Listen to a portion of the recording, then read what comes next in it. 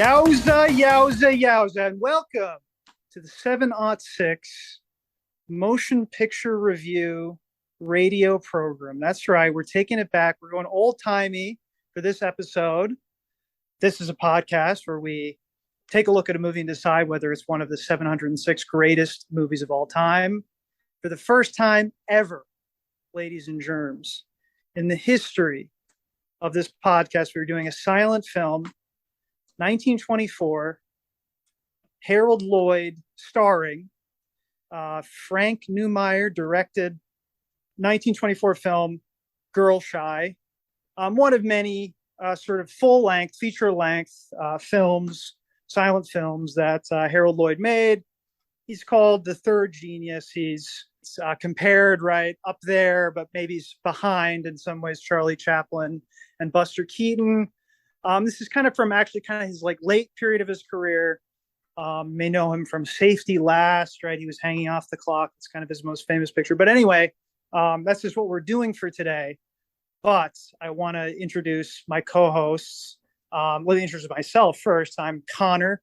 But of course, today I'm Connor Two Shoes Jackson. Okay, because it's old-timey, it's 1920s. So please, I'd like to introduce my co-host. Please introduce yourselves with a funny old-timey name. And go, Anthony. Anthony. Okay. Not really in the spirit of the 1920s, but okay. How about Kirk? Hey, what do you say? What do you say we go down to the aqueduct?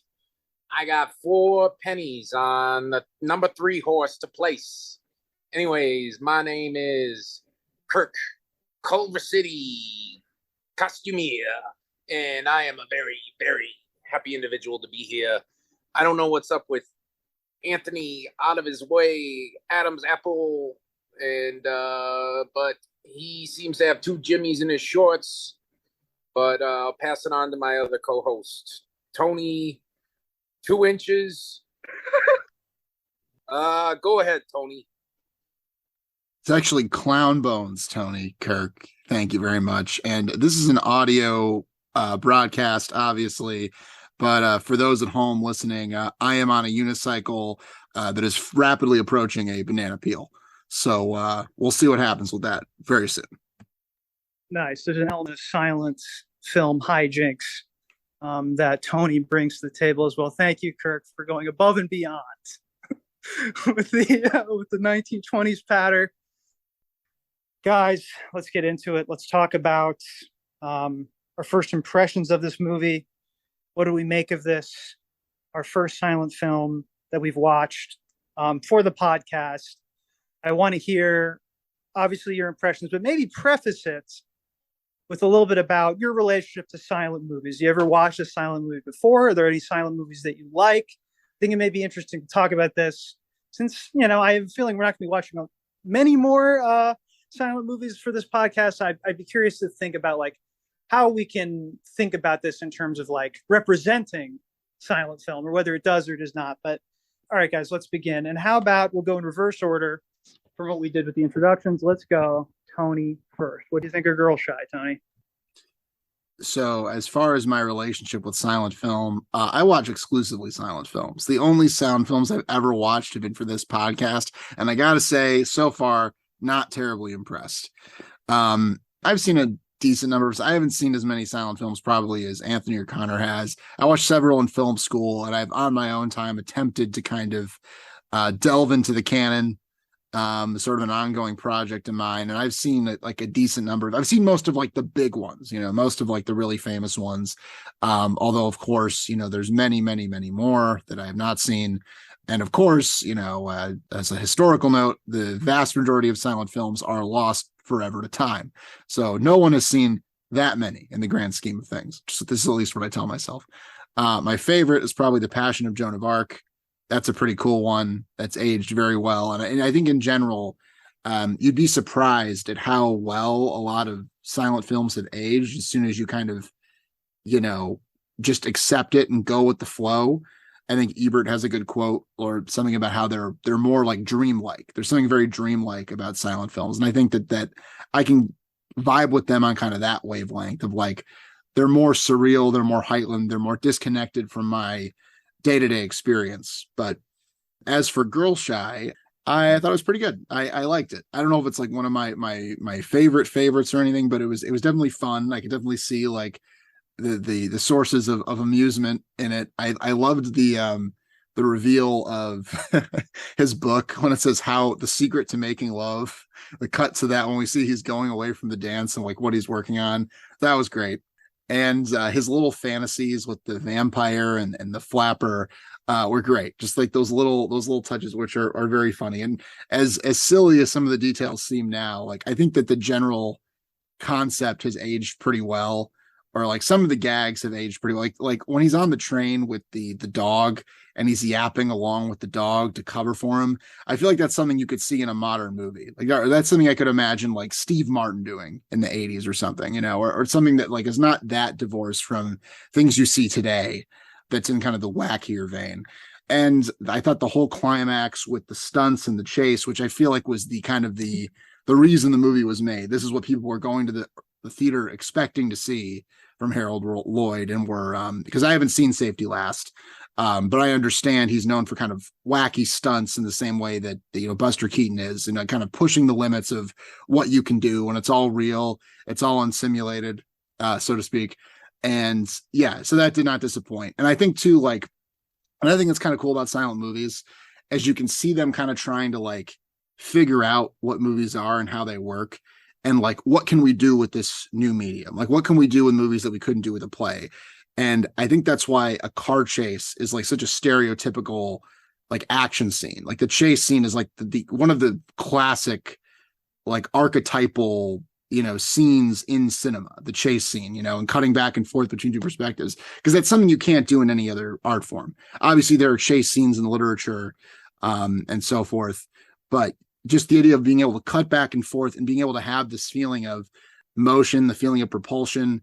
And I think too, like even, and Connor can fill me in with the historical context here, is precisely why silent films are shot at the lower frame rate that makes everybody appear like they're moving in fast motion, which is one of the main things we notice about silent films, one of the main things that separates them. I think it's like when you watch a silent film, it's almost like the first thing you notice, even before the fact that it's in black and white, before the fact that it's silent, is why is the movement so unnatural? And this contributes to that kind of dreamlike feeling I alluded to earlier.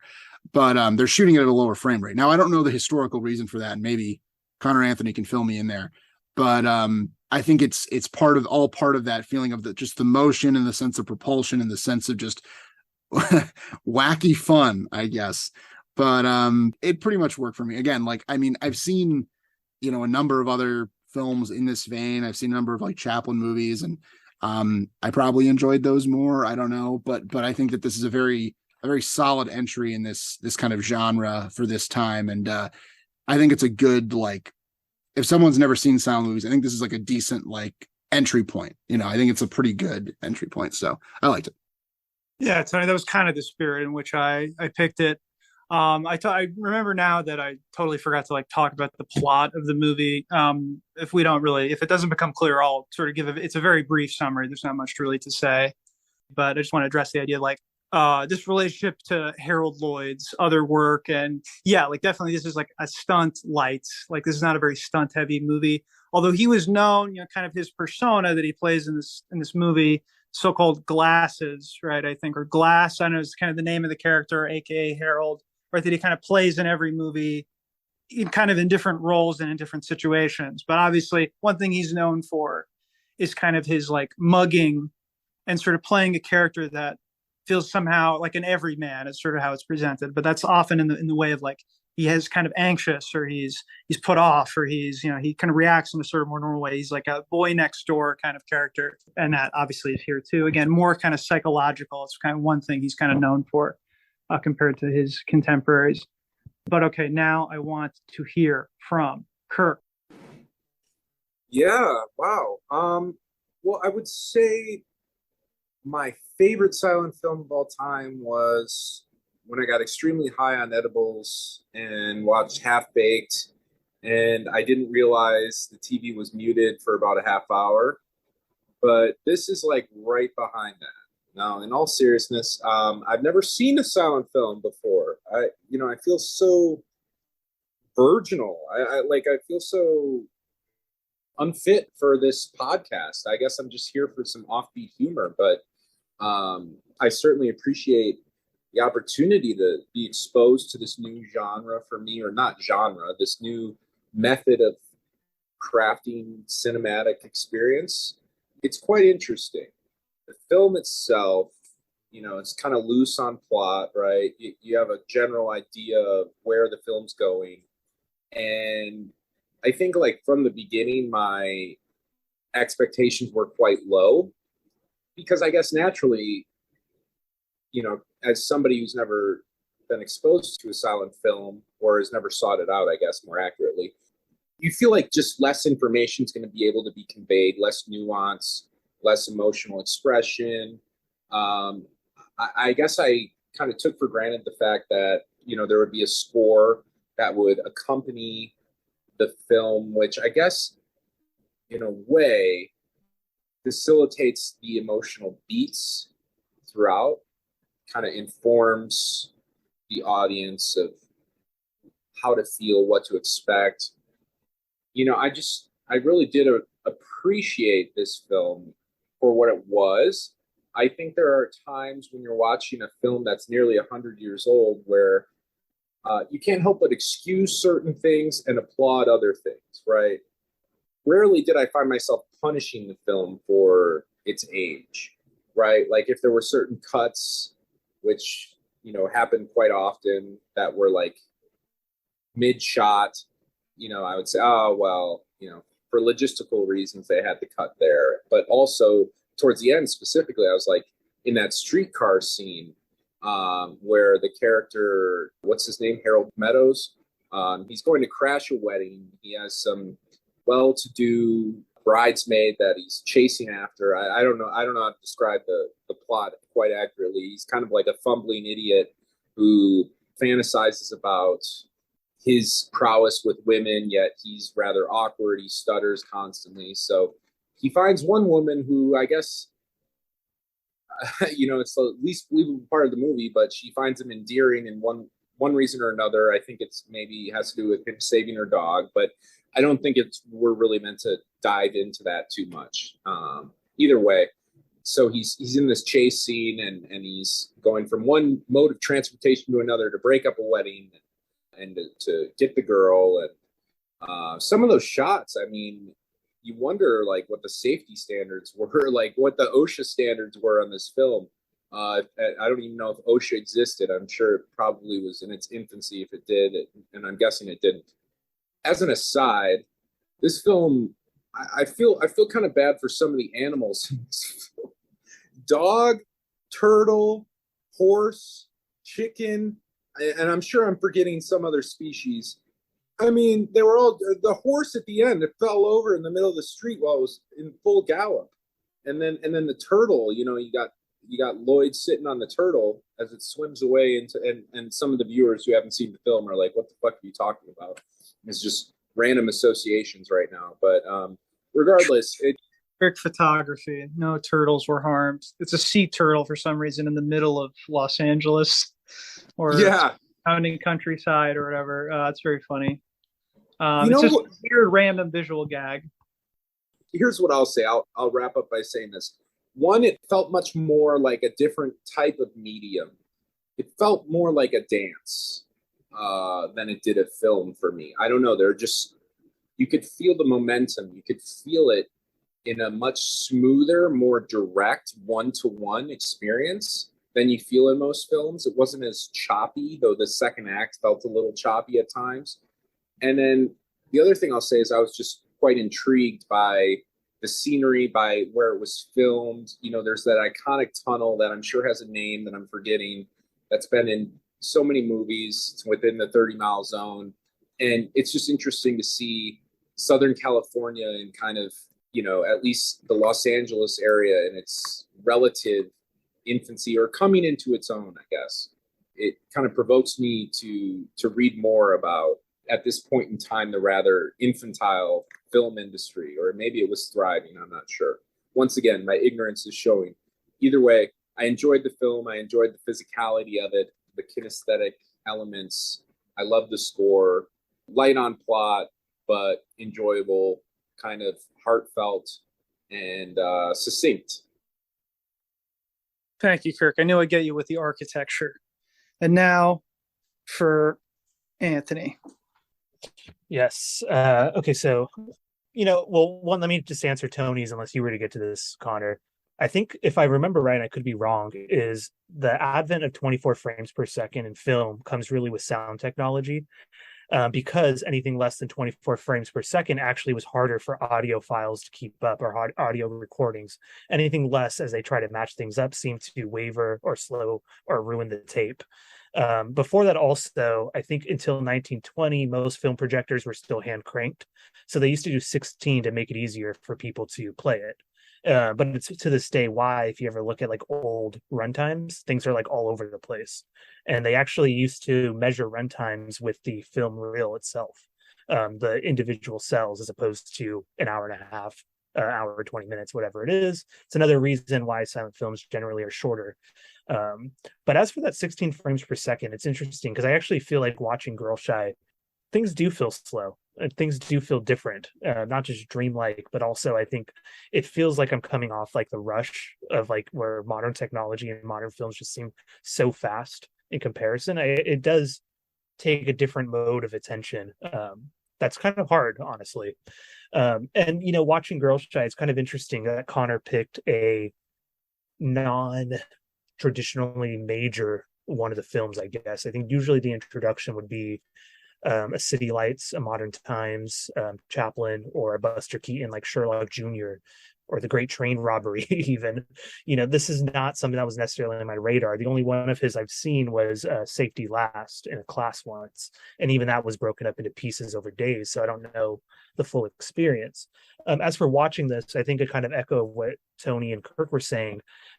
Obviously, I saw the elements that have rung through the decades and the near century afterwards. There's moments of the film that reminded me of When Harry Met Sally, for Christ's sake. There's other moments that remind me of every other romantic comedy I've seen.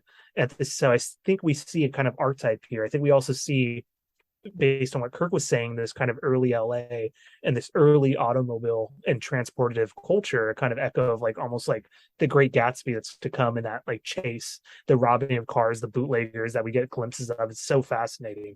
As for the movie itself, overall, I love Harold Lloyd in it. I think he's like absolutely fantastic. I think he's referred to as the common man compared to the other two of the geniuses, of the greats. But like at the same time, like something about this one just doesn't seem as energetic as some of those other films, as City Lights, for instance. It doesn't have, I think, the same like laugh out loud humor for me. It doesn't have the same moments where I'm just like buzzing with joy, even if there are a lot of great moments that still kind of leave me chuckling, honestly. That book that Tony was referring to, the glimpses into the vamp versus the flapper, are absolutely great. And honestly, I kind of wish I had more of that. I wish I saw more of that zany side of Harold Lloyd, as opposed to just the love-struck shy guy that we get in kind of the middle half of the movie, I suppose you could say. So overall, like a good movie, just it didn't seem necessarily in that pantheon of some of the other great silents I've seen. Sure. Well, I'm going to prove you all wrong by telling you a little bit about myself and how I picked the movie. No, I mean, of course, all of you have mentioned, I think, exactly the sort of things I was thinking about when I picked this movie. I think you're right? It's like, well, let me tell you a little bit about what I know about silent film. I mean, I'm not ready to shouldn't give a whole, list of all the ones I've seen. I don't like necessarily watch them a lot. I find them interesting, but what's funny about it is I've kind of gotten into them more simply because a lot of them have entered the public domain and you can watch them on YouTube. It's completely guilt-free. You don't have to worry about it eventually getting taken down.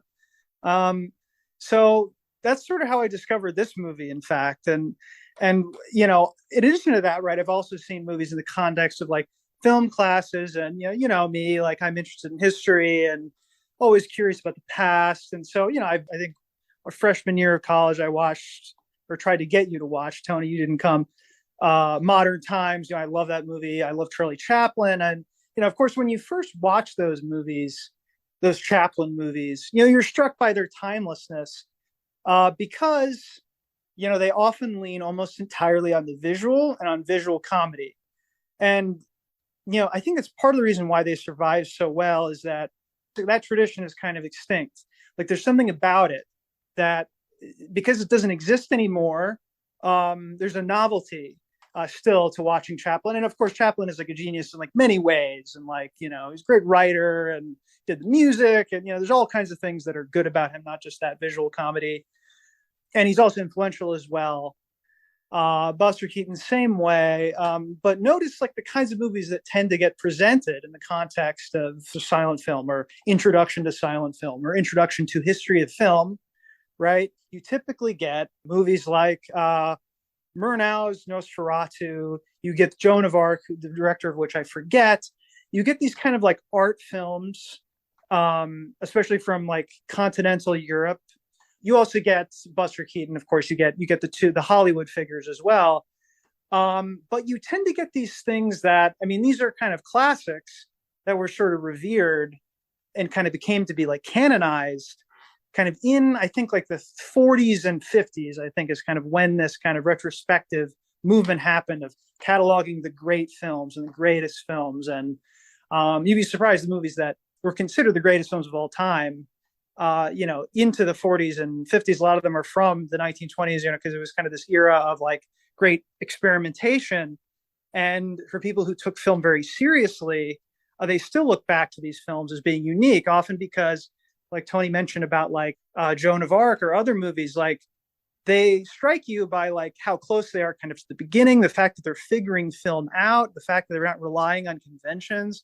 And there's a kind of a purity to it too. And that, of course, it's silent and, they're just figuring out what works. And so for that reason, there's something kind of fresh to it. But Girl Shy, I have to admit, is something a little bit different. And I think it was different in the way that I found it. I found it just by accident. It happened to be in the public domain, entered the public domain in 2020 immediately. Some YouTuber uploaded it to his channel, labeling it best comedy entertainment movie. I was curious. I clicked on it. I think it's so like interesting that we can find these things. That's in some ways things from the 1920s are more available to us than things from much more recently. I find that very like special and kind of an interesting kind of saving grace of the internet for all of its other, like issues. I think there's some like potential there or something potentially interesting, right? And I found this movie and I was struck by the fact that it was not just a purely like kind of zany physical comedy kind of movie. There's the chase sequence at the end, but I was struck by like how well it worked. And I know this may not sound like a compliment, but how familiar it was in the sense of what Anthony mentioned, like all of these moments that you kind of feel like you've seen in other romantic comedies. And of course, like for some of you may just be bored with that. For me, when I see that and I see kind of what I think is the origin of something, I'm like, wow, this was first, right? That there's something that just I get a thrill out of that instantly.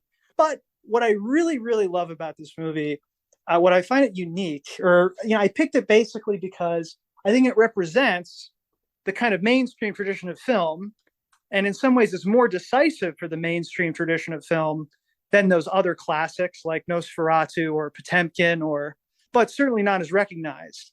And I think it's interesting just that we were able to find it too. Anyway, so if you're seeing what I'm getting at, I think I'm trying to kind of shine a light on something that may not be canonized, but is nonetheless very important. This movie itself is not super important in his like, it made a lot of money. It was a blockbuster.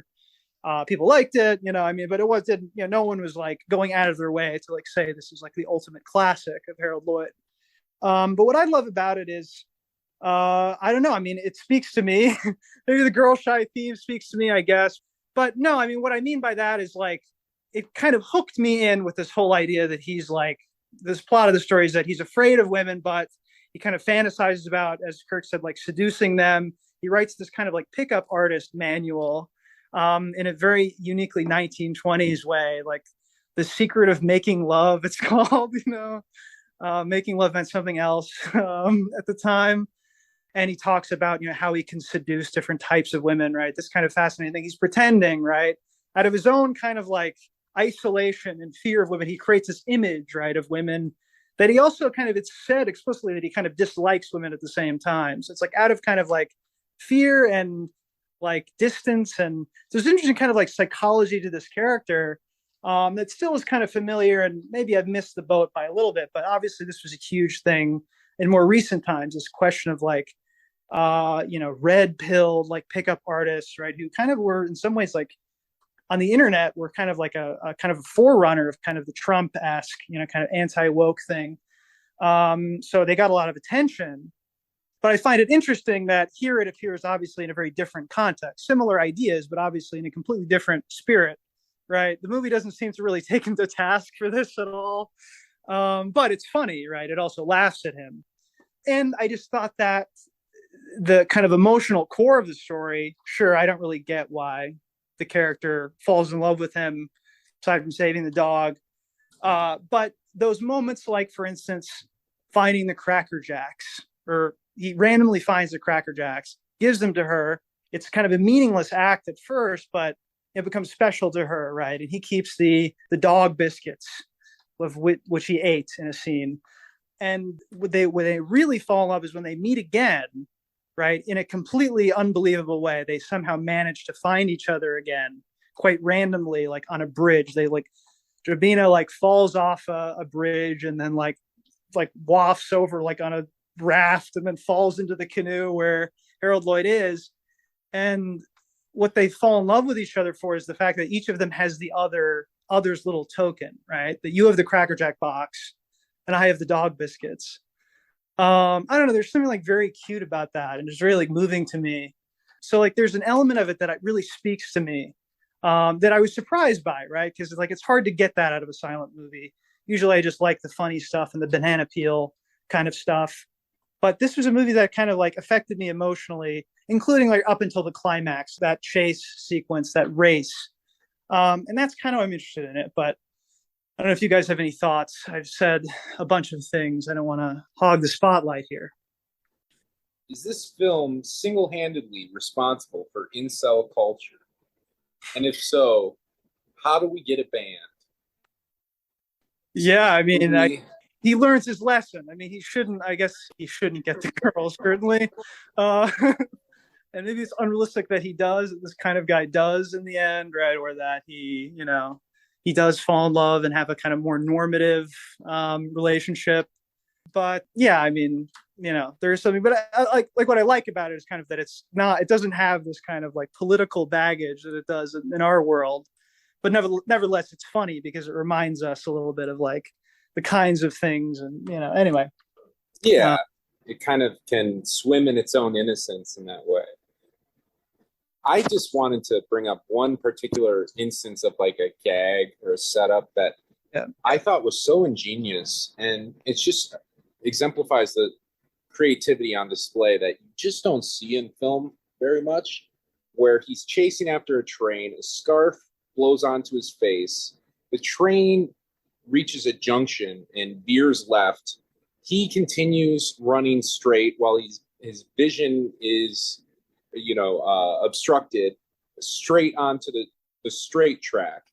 And then he pulls the scarf off his face. There's no train in front of him. I mean, that's just one piece in a 77-minute movie. I think it's just chock full of these moments that are so creative, so kind of heartwarming or scintillating. And they're not necessarily, like Anthony said, they're not laugh out loud moments. But I guess I'm curious if this is kind of like an outlier in that sense, or if this is more, if silent films are known to kind of carry with them this level of visual creativity, I guess, for lack of a better term. I don't know. Is that a staple of the era?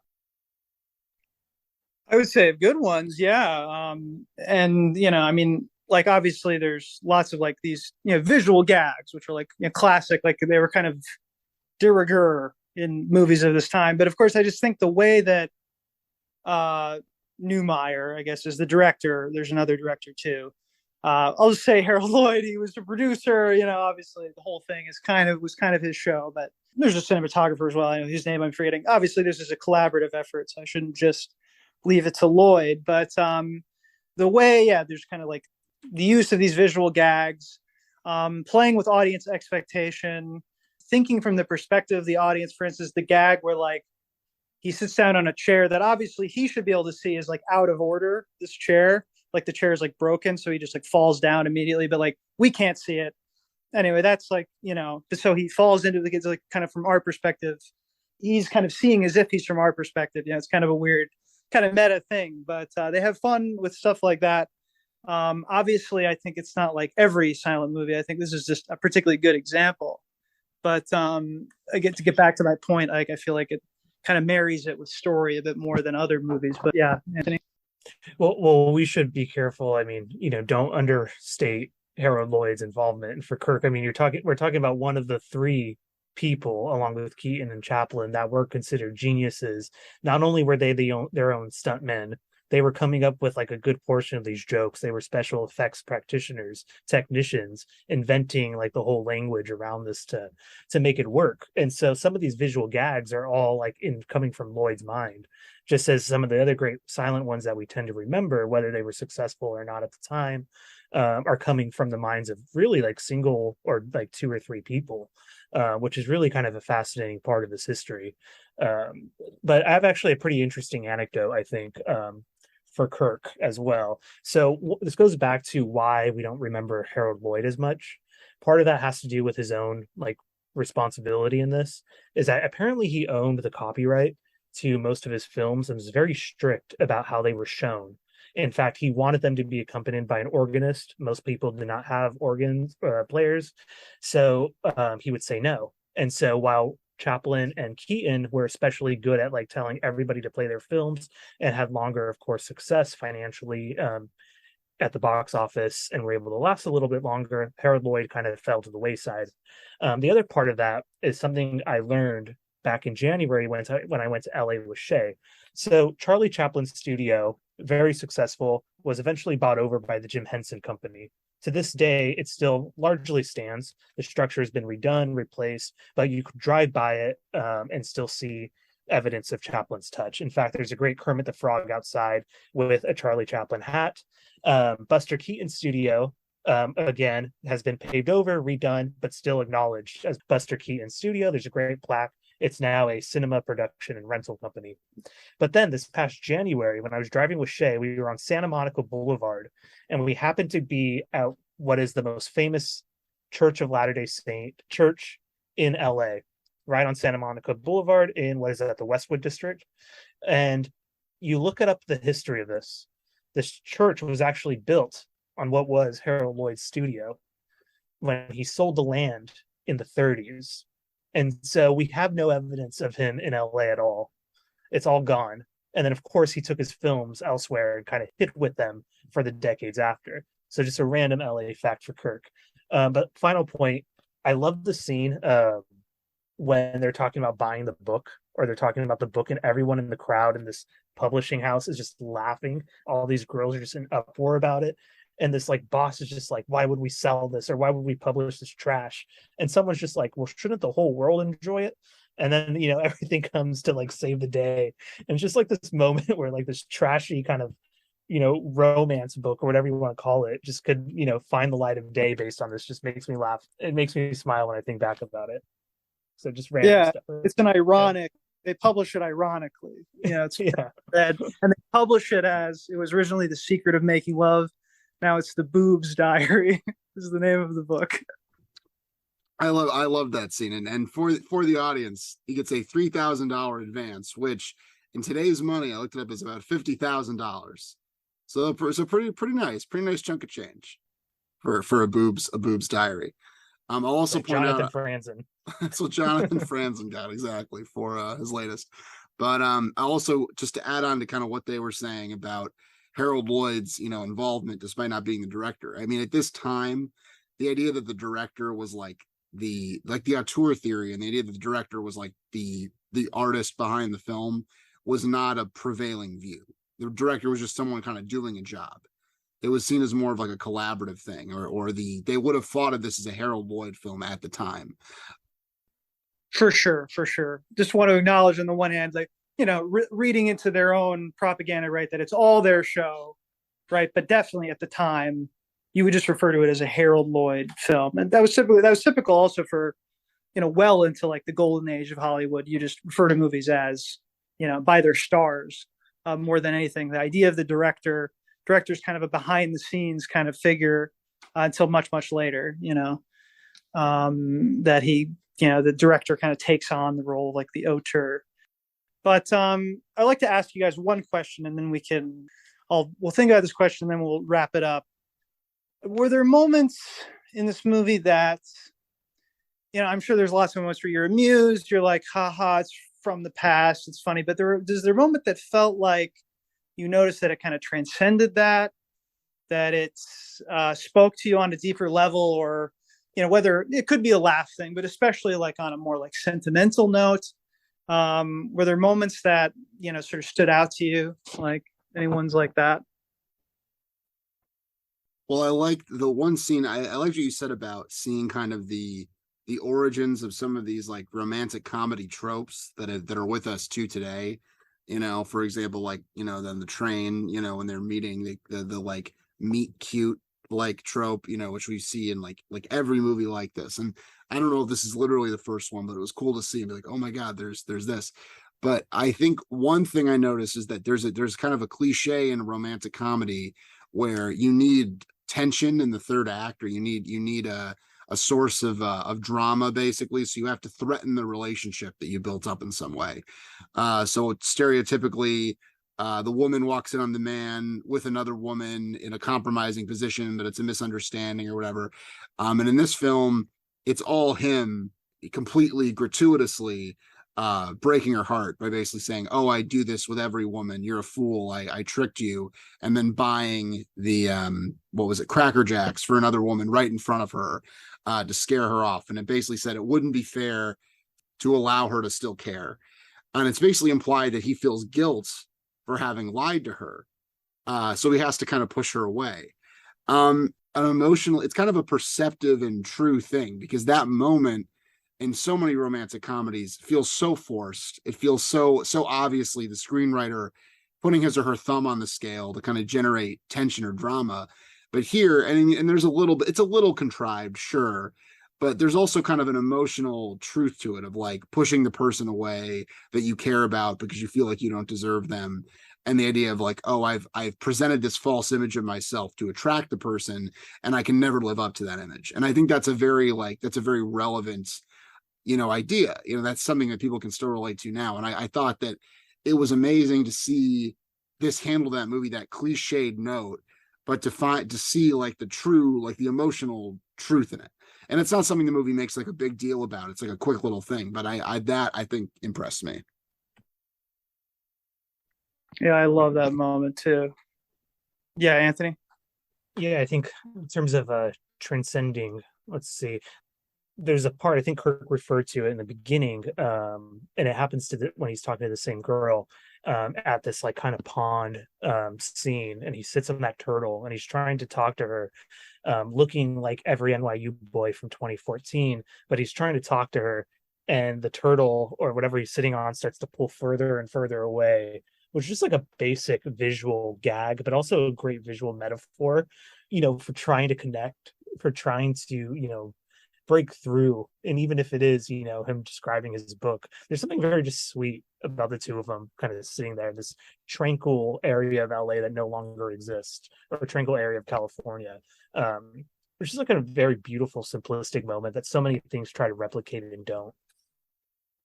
It's a great moment. Turtle. Kirk.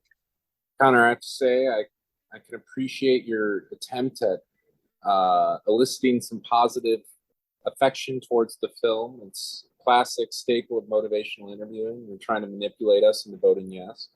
No, I think just the film in general. I think when taken as a whole, right? Thinking about looking at people within the film who I know are dead, but who also share similar, I know they're actors, but who also are conveying emotions that I'm familiar with. I think that's in and of itself a transcendent experience, because I feel like I can connect to somebody through this on this online media platform in this weird way in 2022. I can see somebody who I don't know anything about them. I don't know any of their life story, but I can see that we have similar understandings of what it means to feel hurt, or what it means to lust after somebody, or what it means to not be invited to the dance, or not have a girl to go to the dance with, or what it means to be cooped away, and the only company you have are your own thoughts and kind of, I guess, in a way, delusions. But there's a certain serenity that accompanies those kinds of realizations at times. That we are very similar but different to these people, and it can offer a sense of calming, because whatever challenges we might face, perhaps we can derive a similar measure of strength in the face of those challenges. And yeah, that's what I got. No, the similarity and difference thing, Kirk. I mean, I think it's something we can't give credit to the movie for, because it's a factor of its age. But that's why I love old movies myself. Right? It's kind of like, and this is why in some ways older the better, right? Or why I love Homer, who's so old, right? And there's some of the same, feelings. So this is kind of like a weakness of mine. I'm not saying it's necessarily should be the basis of criticism, but that's what I get a kick out of that too. I mean, I just want to say, I guess you could also just say that, to the film's credit, it didn't get in the way of that experience. So, you know what I mean? And it also facilitated it through just kind of the simplicity of the story, the relatability of the characters and the emotions. And yeah, I think it was easy to relate to the vulnerability and the feelings of kind of pent up resentment or isolation, disconnection from people that are all around us, right? I think that's something we all can relate to at times. Yeah, I just wanted to mention, my favorite moment is the exact same moment that Tony mentioned, which is where he knows that the jig is up, that he has to reveal that he doesn't know that it's going to be published as the Boobs Diary. He's been mocked, he's been made fun of. He knows he can't pretend to the love interest that he's this grand writer anymore. So when he sees her, he becomes really like sad. He immediately becomes sad. He's anguished. And then there's this, as he kind of wrestles to like try to like talk to her, and there's like kind of a slight smile, but then this anguish as well. And he kind of looks off into the space for a second, and then the realization that it would be unfair to allow her to care anymore. And that's a moment that like really hit me. It was the fact too that it was an intertitle. It was like we see the face and then we get the caption. There was something that like just really like struck me about that. Obviously something we don't see in modern movies. The fact that we can even, we talk about the Kuleshov effect, the kind of reaction shot, more or less, right? The idea of like two images juxtaposed and how like it changes how we think about it. But like even like just text, it's very powerful. And obviously that feeling is a complicated psychological feeling. It's like self-sabotage, self-destruction connected to all these things, right? It feels somehow very modern. I like what Tony said about it. And it hit me. It hit me when I saw it the first time and whenever I've watched it. So yeah, guys, that's all I have to say. Let's vote. I think I know where this is going, but let's make it brief. Go ahead, guys, and vote. How about we'll start with Tony? Yeah, I'm wavering back and forth here. I mean, I think I'm going to go a soft yes, because I do like this movie, and I really like what Connor said about it being, well, not being like a canonized film. Really, it's not on any of these lists, really, but it's a movie where you can see a lot of the DNA for a lot of modern films and a lot of modern tropes, which I would argue is a very good case for canonization. And I think that I think the gags work. I think the chase scene at the end is fantastic. And I think it does have that, kernel of emotional truth to it that we can still kind of empathize with nearly 100 years later, which to me is kind of a miracle. And maybe it's like Connor said, like, that you can find that in the fact that it's 100 years old, in itself is not worthy of praise, obviously. But I mean, the fact that survives, I guess, the fact that we can still see it, the fact that those feelings endure. And I'm not saying like, oh, I cried at the end when they got together or anything like that. I'm not saying this was the most emotionally resonant movie ever, but the fact that the emotions in it feel real and feel relatable.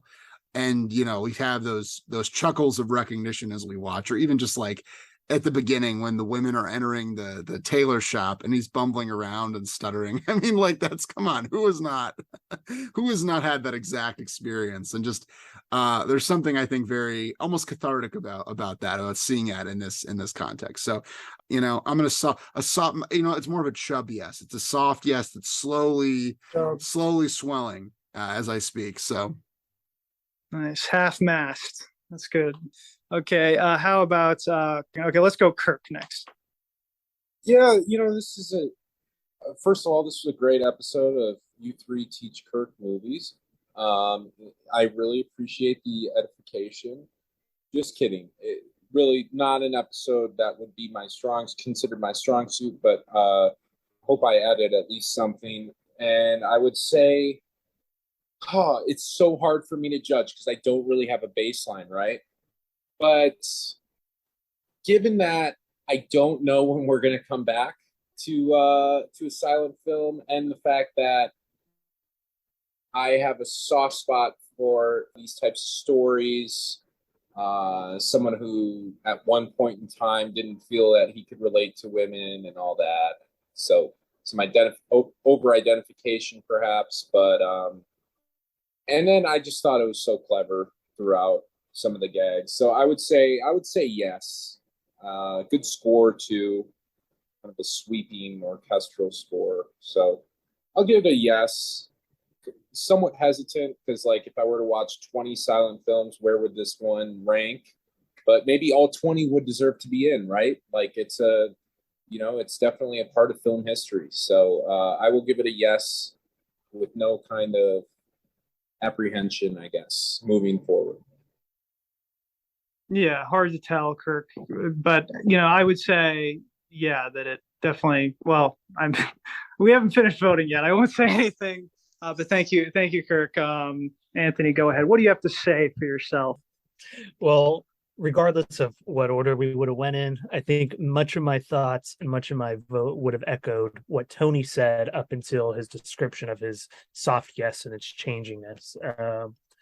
Yeah, I mean, I still stand by what I said at the beginning. This isn't necessarily the top tier of silent film. I do think it has a spot on the list of the 706. I don't think it's necessarily the top tier in the 706 though either. But with all that being said, I think this is a prime candidate for an introduction into the medium, into this form, into Harold Lloyd. There's enough things to praise about it, not enough to really criticize or complain or worry. So much of this just works, and it works in a way that honestly transcends, I think, any qualms or any kind of datedness, as Kirk very eloquently put it, and transcends really, honestly, even just the form. Like, this is, I think, a kind of go-to example of the romantic comedy in action, and I think it just works. That's a yes. That's a yes. Soft yes. What was the quote from the end?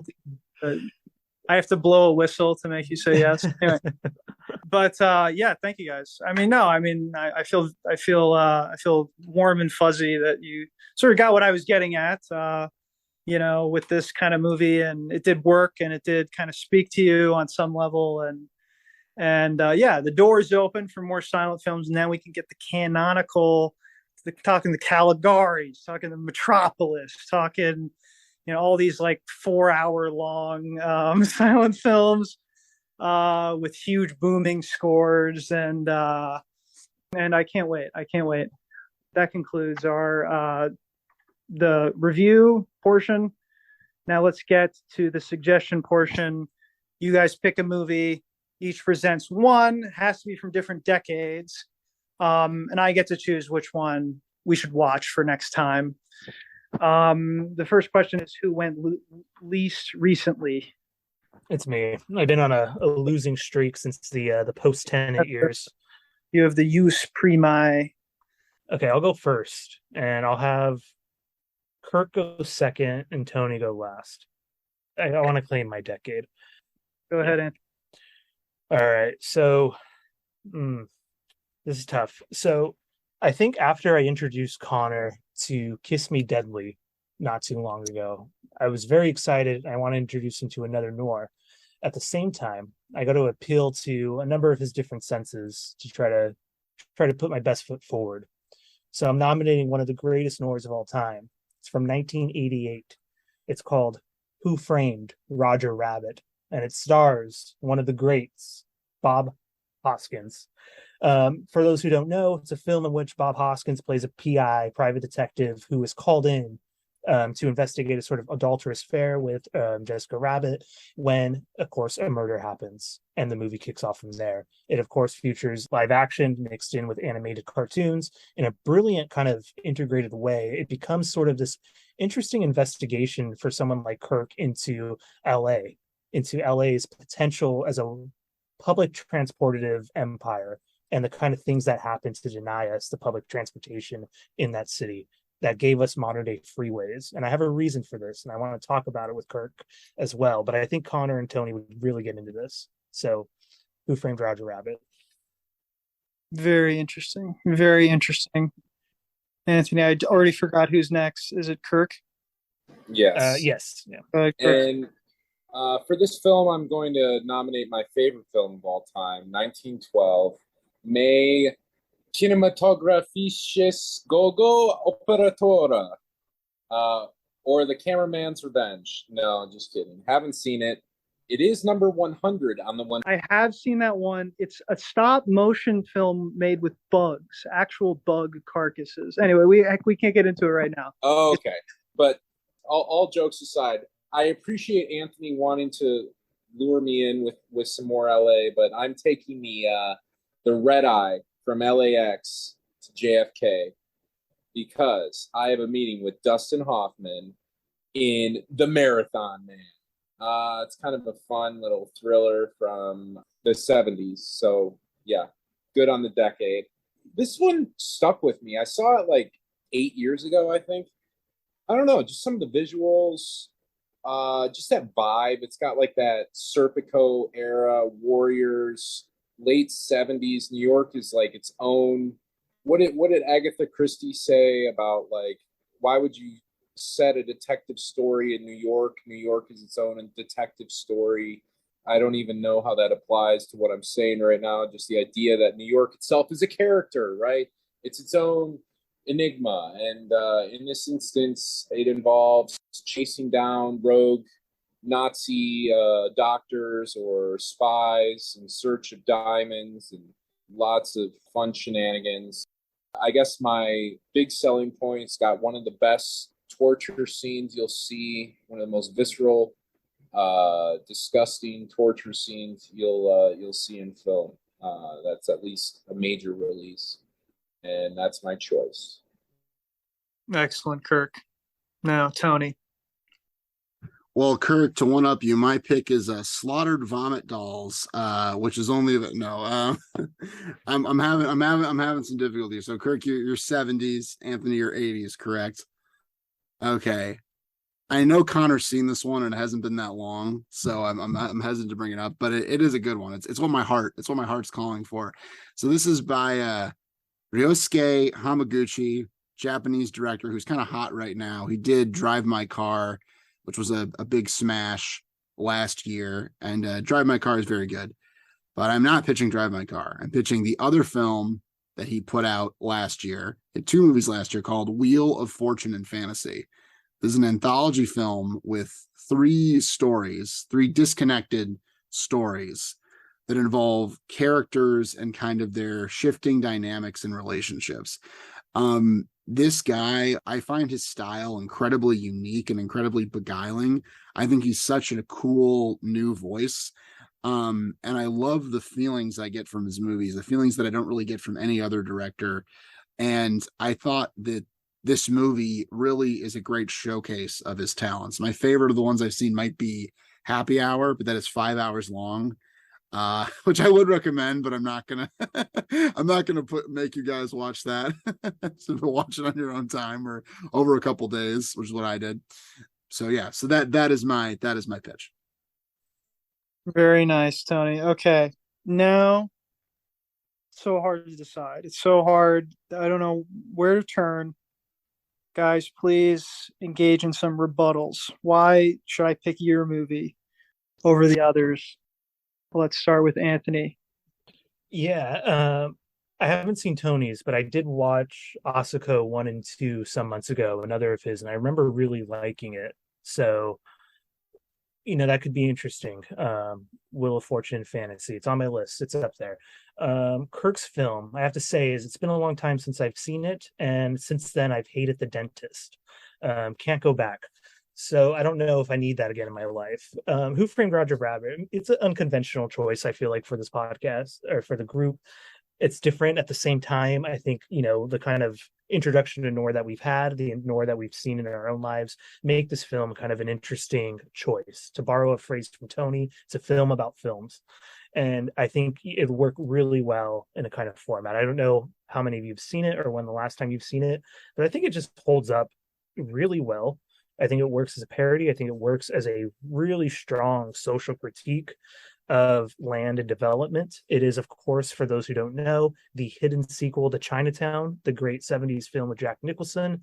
And I could throw all sorts of different facts, trivia, and stuff at you. I'm sure Kirk would have lots to say once again about the LA Toontown comparisons. And I think there's something for Tony even in the movie. So that's my argument for Who Framed Roger Rabbit. Okay, now, Kirk.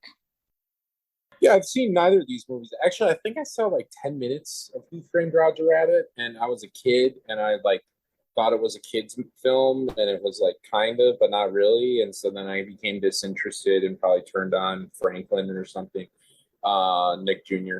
But I don't know. Marathon Man. I don't really have too much to sell this film. Actually, I think there's something that drew me to it and that sticks in my mind, and I can't really kind of put my finger on it. I think there's like an element where you're looking at certain eras, you're watching it from the present day, you're looking at the 70s, and there's talking about the ramifications of not the Great War, of World War II. And so there's kind of these various reflections and refractions of time that are kind of interesting. But I don't know, it's just a kind of like a classic, like bread and butter, thriller. And sometimes those are fun. And I think it's also fun that, we can do one that's a little bit older. I know you appreciate that, but I'm sure you probably have seen this film, so you might have your own opinions on it. Maybe it wasn't for you. I found it enjoyable, actually. So, and Tony's film, I don't have any familiarity with. Sounds intriguing. Sounds like it could be good. I don't know. Does somebody have Down syndrome in this film or not? Is it a Tony film? If it doesn't, but we'll see. Anyways, go ahead. Yeah, so Who Framed Roger Rabbit's definitely like a classic. I think it's very on brand for the podcast. I think that'd be a very good choice. I'm due to rewatch it, but yes, definitely like that movie a lot. Marathon Man I've not seen, but based on everything Kirk's saying, it sounds right up my alley. I love a good gritty 70s thriller. I'm wanting that sorcerer vibe. I don't know if we'll quite get the sorcerer vibe based on what you said, but just a meat and potatoes violent thriller from the 70s is sometimes that's exactly what the doctor ordered. So I'm very down for either of those. As for Wheel of Fortune Fantasy, I guess what does it have over the other ones? I mean, it's very different. I mean, Connor's seen it. Connor knows kind of what it's all about, which I think is an advantage, but also kind of a disadvantage. He might want the novelty of the other choices, but I think it's nice to go from Girl Shy across the chasm of literally a century of film, see what we can find in common, but also see the kind of the whole range of cinema, from the broadest and wackiest of gags to the most subtle character dynamics. I mean, in some ways it reminds me of like Cassavetes, where you have he just lets these kind of scenes play out with the characters and we kind of see how they develop. And there's these fascinating, almost chaotic, ever shifting dynamics that play out in these scenes. And Hamaguchi's movies are a lot less. They don't have quite that feeling of chaos. They're a lot more still. They're a lot more quiet. But there's that sense of blossoming, that sense of things kind of opening up that I just absolutely love. And I think that's a different mode of cinema than we typically explore. And I'm just excited for you guys to see it, because I think you'll all like it. I don't know if it'll all be like your favorite thing, but I think you'll all like it and get something out of it. So I think it would be a solid choice. Well, it's just your opinion, Tony. But no, of course, this is a weird case, gentlemen. This is a weird case where this may be even unprecedented, where I've seen every one of the films to be suggested, all of which I must say I like very much. So it leaves me with an interesting conundrum. How do I choose? Do I want to pick the movie that I want to get into the 706? Do I instead want to pick the movie that I want to block from the 706? Do I want to pick the movie that I think will get the most reactions, the most controversy? I think we talked about Marathon Man, and I think Tony kind of expressed my feelings in a way, not having seen it. It is, in fact, like a very, very well-made thriller with a very memorable, like many memorable sequences. Still, it sticks with me. It's very effective. And I think there is a lot to be said about it. However, I think it's one of those things where we watch it, it would be good, but like, what would we have to say about it? Maybe that's wrong of me. Maybe we don't need anything to say about it. We don't need a whole discourse on the history of LA or whatever. But I think, I don't know, there's something about it. So I'm going to eliminate Kirk, which leaves me down to 2. And now my thinking is, which one will produce the better episode? Okay. So Wheel of Fortune and Fantasy, I love this movie. It's my favorite of Hamaguchi's work. I've seen a lot of him though lately. Maybe that's a little bit of a factor. But thinking about the episode, I think we could get some interesting reactions, if you know what I mean.